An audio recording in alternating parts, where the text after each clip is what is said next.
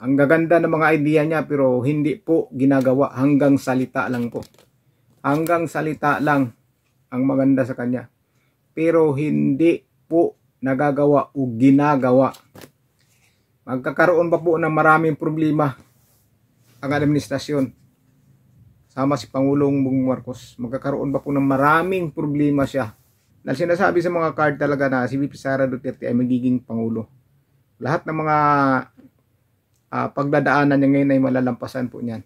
Basahan po natin ang tarot card, si PBBM, kung ano na po yung lagay sa kanyang administrasyon at sa pamamahala niya sa bansa natin. Ito po ay tarot card lang, huwag kayong magagalit at nasa inyo na po kung maniniwala kayo dito o hindi. Tarot card lang po ito na ating babasahin kung ano po ang ilalabas niya. Tingnan natin kung ano na yung nangyayari ngayon sa administrasyon niya. Umpisa na po natin.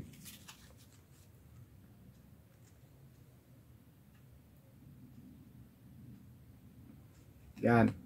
Pinapabuksan po ang puso ni President Bongbong Marcos para sa iba. Sana buksan niya ang kanyang puso para sa lahat. Maganda po yung card niya. Medyo pinapabuksan, talagang sarado na yata yung puso ni President Bongbong Marcos. Inuutosan na siya ng card. Mahina na po yung administrasyon ni Pangulong Bongbong Marcos. Puno ng pagsisilos. Puno ng pagsisilos ang kanyang panunungkulan.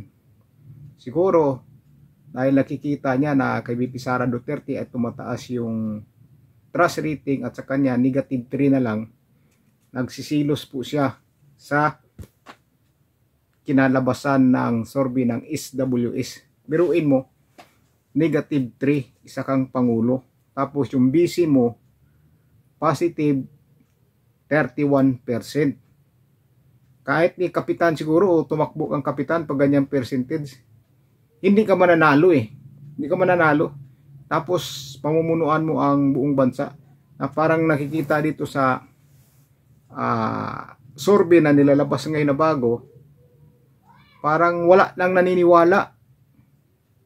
Halos kakaunti na lang po ang naniniwala sa kanyang pamamahala bilang Pangulo. Karamihan po naniniwala kay VP Sara Duterte. Kaya dito, nakalagay dito sa card, nagsisilos po siya. Nagsisilo siya sa nangyari ngayon na si VP Sara Duterte ang gusto ng taong bayan. Talagang siya, hindi siya mapakali kung anong gagawin niya para tumaas yung ratings niya. Hindi siya mapakali. Grabe po. Parang tingin niya wala na eh. Wala nang pag-asa na matataas pa yung ratings niya. Mukhang bababa pa nga eh. Bababa pa yung ratings niya. Ratings pa ba yan ng Pangulo? Mahina po talaga. Mahina yung skills niya. Mahina po. Mahina yung skills niya. Mahina po talaga. Mahina yung kaalaman ng Pangulo para mamuno ng isang bansa. Sabaga mahina. Yan yata yung sinasabi ni Pangulong Rodrigo Duterte na magiging weak leader po siya. Yan po sinasabi ito sa card. Talagang lack of skill. Mahina po. Kulang sa kaalaman para tugma ng pamunuan yung bansa. Kulang po talaga. Kaya nagkaganito siguro yung bansa natin. Kaya yung trust rating niya bumaba ng gusto. Dahil nakikita ng taong bayan na parang lahat ng mga sinasabi niya ay wala namang nangyayari. Di ba? Lalo-lalo na sinabi niyang may magpapasko sa loob ng kulungan, mga big fish daw. Doon sa corruption na nangyayari sa flood control.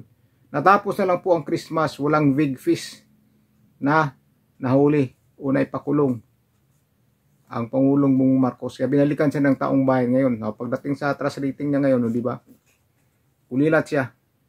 Bababa pa yan, malamang.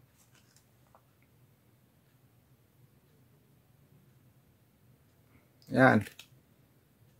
Ang gaganda ng mga idea niya pero hindi po ginagawa, hanggang salita lang po. Hanggang salita lang ang maganda sa kanya. Pero hindi po nagagawa o ginagawa. Ganda ng plano, ganda ng mga sinasabi. Di ba? Sinasabi niya sa media na ganito, ganyan. Tapos sa totoong pangyari, hindi po niya ginagawa. Yan po ang sabi ng card dito. Masyado siyang careless. Careless siya masyado. Ganda ng bibitawan na salita pero hindi po nangyayari o hindi po niya ginagawa. Masyado salita lang salita, parang si Claire Castro na banat na ng banat. Basta lang makabanat. Card lang po ito Wala nang pag-asa. Wala nang pag-asa na umangat yung bansa natin. Ewan ko na lang pagka si VP Sara Duterte na ang mamuno o maging pangulo kung makakatakbo sa 2028. Kapag nalampasan po talaga ni VP Sara Duterte itong mga pagsubok niya, sigurado po marami pong mananagot. Marami po talagang mananagot. Na sinasabi sa mga card talaga na si VP Sara Duterte ay magiging pangulo. Lahat ng mga pagdadaanan niya ngayon ay malalampasan po niyan. Malalampasan po at yung goal niya, makukuha po niya yun. Na maging maayos ang bansa o maayos niya ang bansa, maibangon niya sa nangyayari ngayon. Purong puro pansariling interest lang ang iniisip nila. Yan Sa administrasyon yun, puro pansariling interest na lang yung ginawa nila, inuuna nila. Yung kapakanan nila ngayon, yung sariling interest na nilang yung inaasikaso nila, hindi na yung interest ng taong bayan na maging ganito, ganyan, maayos yung mga flood control project, mga problema. Hindi na nila iniisip yun, kundi kung paano sila makasurvive sa mga problema nila ngayon. Yan na lang po ang iniisip nila ngayon. Magawa sila ng paraan kung paano nila malulusutan yung mga batikos ngayon ng taong bayan sa kanila dahil ilan na lang po ang naniniwala sa kanila. Lagi na lang pinagtatawanan dyan sa social media bawat bitaw nila ng salita. Halos wala nang naniniwala. Kakaunti na lang yung naniniwala. Kaya nagkaroon nga siya ng negative 3 na lang sa trust rating sa SWS survey. Wala na, sobrang hina na po talaga. Mahina na. Kaya maraming mag-alisan dyan na mga kakampi nila. Marami po talaga mag-alisan dyan. Makapag-isip-isip na yan na naku po, 2 taon na lang ang pangulo tapos ganito pa rin. Maghanap-hanap na po tayo. Maghanap-hanap na tayo ng para makaiwas. Maghanap na pang paraan para makaiwas na managot sa sunod na administrasyon. Sigurado yan. Magkakaroon pa po ng maraming problema ang administrasyon. Sama si Pangulong Bongbong Marcos. Magkakaroon pa po ng maraming problema siya. Kaya hindi na siya makakatulog. Lagi na lang po mag-iisip. Lagi na lang nag-iisip kung ano ang dapat niyang gawin. Dahil palala na po talaga ang pamumuno niya. Humihina ng gusto. Kaya padagdag ng padagdag ang problema niya. Hindi mababawasan ang problema niya, kundi padagdag ng padagdag. Sana kakayanin pa niya. Pero pag hindi niya kakayanin, andyan naman si VP Sara Duterte na handang humalili at tapat sa bayan at gustong maihahon ang bansang Pilipinas sa mga pangkorupsyon na nangyayari ngayon. Dahil ang presidente natin dito, hindi na alam kung anong gawin niyang paraan para lang maangat ang bansa. Dahil maraming tao na po ang galit sa kanilang, ayaw sa kanila. Marami na po. Kaya nga pinagtatawanan ng social media bawat salita nila para bawat balita nila. Nagdaramdam na yung Pangulo. Nagdaramdam na po siya sa mga nangyayari ngayon. Mukhang naisip na niya na mahirap na ang kalagayan nila ngayon, ang sitwasyon nila ngayon sa pamamahala nila. Dahil nakikita talaga nila na karamihan ng taong bayan ay hindi na po naniniwala sa kanila. Kaya na siya, Parang hindi na alam po talaga kung ano ang gagawin nila. Wala na. Kaya lagi na lang malungkot. Lagi na lang malungkot.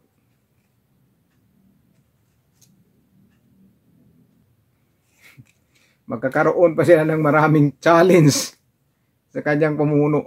Mas maraming challenge pa po ang kanyang kakaharapin.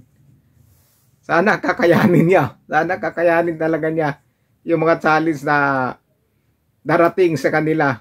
Marami yan. Maraming darating na challenge o problema na haharapin. Kung si VP Sara Duterte, napakaraming hinaharap ngayon ng mga pagbibintang na malaking problema. VP Sara Duterte, yan ang malaking problema niya. Yung maraming pagbibintang, sinisiraan dyan, sinisiraan, mas matindi pang mangyayari kay Pangulong Marcos dahil ang mga kaharapin ni Pangulong Marcos ay mga totoo ito. Mga totoo. Matindi ito. Kaya delikado. Delikadong unti-unti na pong maubos yung mga kampi niya. Magsialisan. Magsialisan. Kaya hihina ang lahina. Ihina yung grupo niya. Yan. Hindi niya alam po talaga yung ano niya, lakas o tibay o tapang. Hindi po niya talaga alam. Kasi hindi siya interesado. Hindi niya mapakita kung magaling ba siya, matapang ba siya, dahil hindi siya interesado. Hindi siya interesado. Kaya kanya-kanya yung ano ngayon ng mga tao, yung mga opisyal, kanya-kanya. Dahil hindi siya interesado na, oy, ganito gawin mo. Yung pupursige niya, ito, huwag niyong gawin yan. Huwag kayo mangurap, ganyan. Hindi. Hanggang salita lang po siya. Hindi interesado. Yung sinasabi niyang mahiya naman kayo, hanggang salita lang po. Hanggang salita lang. Mahiya naman kayo. Ganda ng mga bitaw ng salita, pero wala. Hindi niya, takot siya may pakita na isa siyang leader na ganito gawin nyo, dapat ganito gawin nyo, huwag nyong gawin yan. Hindi siya ganoon dahil mahina nga. Walang lakas loob, hindi malakas ang loob. Hindi kagaya ni VP Sara Duterte na napakatibay. Babaeng tao yan na. Babaeng tao ang Vice Presidente. Tambak-tambak na kinakaharap na problema ngayon dahil sa mga pagbibintang na kung kani-kanino yan, kung sino-sino. Ano-ano na lang mga binibintang. Halos lahat na lang binibintang sa kanila. Pati na yata yung nawala doon sa nahulog sa bangin. Ibibintang pa sa kanila. Grabe, grabe. Sino pa tao maniwala ng ganyan? Na lahat na lang ng mga nangyayari isisi mo sa mga Duterte. Ano ba yan? Hindi naman siguro mga tanga yung mga tao eh. Para maniwala lang. Puro bintang na ginagawa. Yan o. Sabi dito, gumawa ka ng aksyon, yung mga idea mo, gawin mo, aksyonan mo yung mga idea mo. Sabaga yung mga sinasabi mo na ganyan, aksyonan nyo, gawin mo. Pero hindi ginagawa. Sabi dito, gawin mo yung mga gusto mong gawin. Yung mga idea mo, gagawin mo. May mga idea ka, gawin mo. Kumilos ka. Hindi lang purong salita. Kaya hindi nakakita ng taong bayan. Hindi daw natutulog ayon sa kanyang tagapagsalita. Ayan. Maraming mga opisyalis na mag-aalisan po sa kanya. Mag-alis sa balutan. Iiwanan siya. Hihina po yung ano niya. Hihina yung puwersa ni President Bongbong Marcos. Hihina po. Marami pong mga malalaking opisyal din na ayaw na sa kanya. Marami po. Mukhang kanya-kanyang iwan na po. Iiwanan po siya. Kaya yung matibay niya dati na mga supporters, opisyal ng gobyerno, unti-unti nang lilisan, ayaw na sa kanya. Kaya hihina at hihina po talaga siya. Marami dyan babaliktad. Marami po. Yung iba naman dyan, hindi babaliktad. Kusang alis na lang. Kusang alis. Para hindi madamay sa pagsisisi ng taong bayan. Sisisi po sila sa taong bayan ngayon. Mga pangyayari ngayon. Puro salita lang kasi. Yan. Puro kasi material lang ang iniisip. Materials lang po ang iniisip. Puro mali. Mali na ang ginagawa dahil ang iniisip materials na bagay lang. puro matira sa bagay. Siguro mga kayamanan, pera, kung paano magpayaman. Kaya dyan sila nagkakamali. Malaking kamalian po talaga. Pero pansariling ano lang nila. Pansariling interest lang ang talagang inuuna nila. Materials ang iniisip nila. Hindi yung talagang manunungkulan ng maayos sa taong bayan. Diyan po sila nagkakamali. Diyan po talaga sila nagkamali. Dahil inuuna nila yung materials, pabayaan ang taong bayan. Yan. Sinasabi dito na ipalabas mo yung galing mo. Kung magaling ka, ilabas mo kung may galing ka. Ilabas mo. Yung emosyon mo, ilabas mo kung ano ba talaga yung mga idea mayroon ka. Ilabas mo. Kaso, wala po nakikita yung taong bayan. Yan yung sinasabi ng card dito na dapat gumawa ka talaga, kumilos ka. With your kumilos ka. Gawin mo lahat kung ano man yung mga nararamdaman mo na dapat mong gawin.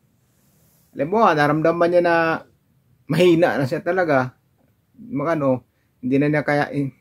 Halimbawa, naramdaman niya na talaga humihina na yung pamamahala niya. Umaksyon siya, gumawa siya ng paraan. Magagandang paraan, hindi yung puro pagandahan na lang sa salita. Kaya lalong binabatikos. Salita na sita, minsan wala na sa ano yung sasabihin sa taong bayan. Lahat na lang inaanunsyo. Di ba? Lahat inaanunsyo niya. O ngayon, lumabas sa ratings, negative 3. Wala na, kakaunti na lang niniwala. Lalong-lalo na bababa yan. Sinasabi niya, bago mag-Christmas, may magpapasko sa loob ng kulungan, mga big fish daw. Big fish na nangungurap o nangulumbat ng pera ng taong bayan. Big fish bago mag-Pasko, may magpapasko sa loob ng kulungan. Nasaan na? Tapos na pong Pasko. Tapos na po. Baka sabihin naman nila, magbagong taon, may mahuhuli na silang big fish. Kasi tapos na Pasko, wala namang nahuli. Kundi mga DPWH lang nakukulong, yung mga engineer, sila Diskaya, yan lang naman. Yan bang big fish? Hindi naman big fish yan mga yan. Yan big fish dahil may mga sinusunod yung mga yan. O, diba? Yan ang hahanapin ng mga taong bayan ngayon. Nasaan na yung mga sinasabi? Puro salita na lang, puro salita, wala. Kaya dyan sinasabi ng card. So, ilan po. Sana huwag kayong magagalit dito sa card lang po na ito. Tinitingnan natin kung anong nilabas ng card. Yun po ang nilabas ng card. Kaya, yun din po ang sasabihin natin. Mahina na po ang administrasyon. Magkanya-kanya na po ang ano yan. Si Alisan, yung mga tauhan niya, official dyan. Kanya-kanyang resign, kanya-kanyang iwas na madamay. O baka mapasama sila na mapanagot. Balang araw kapag wala na po si Pangulong Marcos sa kanyang katungkulan. Dahil sigurado po babalikan po yan sila sa susunod na mamuno ng bansa. Lalong-lalo na pag si VP Sara Duterte ang magiging Pangulo. Nako po, sigurado. Baka yan siguro wala pang Pasko. Wala pang December, marami nang makukulong. Di ba? Marami nang makukulong kung si VP Sara Duterte ang papalit sa kanya. Pero nasa mga 85 to 90% si VP Sara Duterte papalit. Hindi po yan matatalo si VP Sara Duterte. Huwag lang dadayain. Huwag lang dadayain. Hindi nila matatalo yan. Kahit magsama-sama pa yun sila dyan sa pagdating sa eleksyon. Hindi nila matatalo si VP Sara Duterte. Maraming tao, majority sa tao, mga Pilipino, VP Sara Duterte ang pinapaniwalaan. Kahit anong sira-sira nila, mas lalo pang dumami yung naniniwala kay Vice President Sara Duterte. Kaya yun lang po. Sana huwag kayong magalit. Sana huwag kalimutan mag-like at comment nyo po kung ano pong masasabi nyo sa video natin ngayon tungkol kay President Marcos sa kanyang tarot card. So maraming salamat po. Ingat po kayo.